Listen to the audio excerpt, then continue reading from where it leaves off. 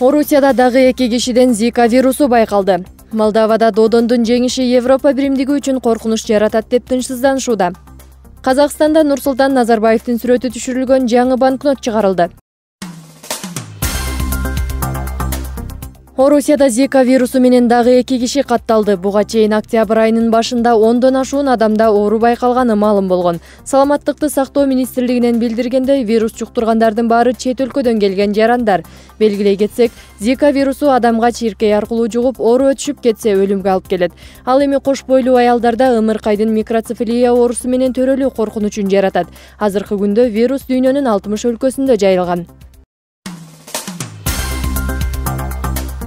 Орусиячыл талапкердин Молдовиядагы президенттик шайлоодо жеңишке жетүүсү Евро биримдиги үчүн коркунуч белгиси болуп эсептелет. Бул тууралуу Румын гезити Румыния лебери жазып чыкты. Молдовиялыктар Европа биримдиги менен жакындашуу боюнча акыркы 7 жылдан бери жүрүп жаткан реформанын алдыга жылуусуна жолтоо болууну четишти деп айтылат макалада. Британиялык Daily Mail Игорь Додон Евро биримдигине караганда Орусия менен кызматташууга көбүрөөк артыкчылык берерин айткан. Бул Молдовиянын азыркы өкмөтүнүн саясатына караманча каршы кетет деп белгиледи. Эскерте кетсек, Молдовияда 13 ноябрда президенттик шайлоо өтүп, анда социалист Игорь Додон жеңишке жетишкен.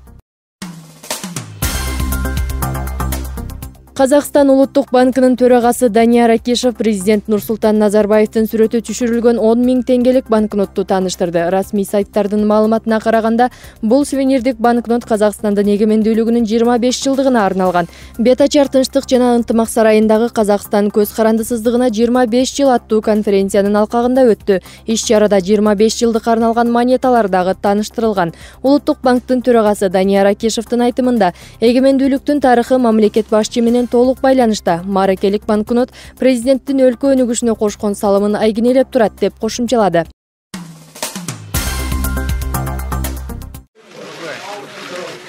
Молдовада президенттик шайлоодо социалисттик партиясынын лидери Игорь Додон жеңип чыкты. Маалым болгондой, Додондун шайлоочулардын 53% колдогон. Ал эми анын атаандашы Аракет жана Тилектештик партиясынын лидери Майя Санду жеңилип калгандан кийин шайлоо жакшы уюштурулбаганын, айрым аймактарда шайлоо участкалары жана бюллетендер жетишпегенин айтып нааразы болду.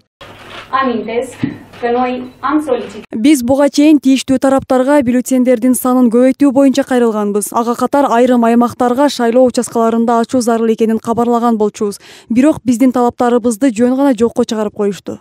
Ага катар Майя Санду тышкы иштер министрин жана Борбордук шайлоо комиссиясынын отставкага кетүүсүн талап кылды. Бул арада бюллетендер жетишпей, кыйын маселе жаралганын Додон да тастыктап чыкты. Миңдеген адамдарга шайлоо баракчалары жетпей калды. Балким андан да көбүрөөктүр. Ага катар начар аба ырайына байланыштуу улгайган кишилер да шайлоо участкаларына бара албай калган. Додон Орусия менен кызматташууну бекемдерин билдирди. Айтымында Москва менен энергетика тармагындагы байланышты жакшыртып, Молдовадан чыгарылган продукцияны Орусиянын рыногуна кайра киргизүүнү пландоодо. Жалпысынан алганда Молдовадагы президенттик шайлоого 1 600 000ден ашуун киши катышты.